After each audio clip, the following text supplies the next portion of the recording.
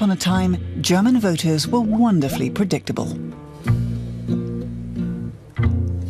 Men in knitted sweaters voted for the alternative Green Party. Blue-collar workers favoured the Social Democrats. And pensioners, reluctant to embrace change, went for the Conservatives. Everything was nice and orderly. In the past, families would often all vote the same way in an election, but that's no longer the case. For example, I don't know which way my children will vote. It's no longer possible to put Germans into neat boxes. Take protesters, for example. These days, it's not just young rebels taking to the streets. Conservatives and pensioners are at it too, especially when it comes to environmental issues. Even the traditional division between left and right is disappearing. I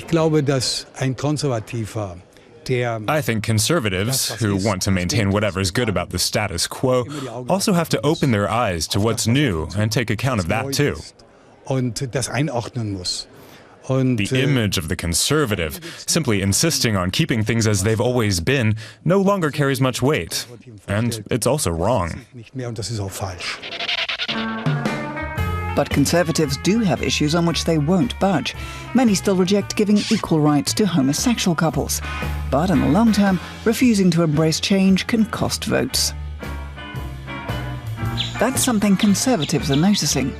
But they don't want to lose the support of their traditional voters either.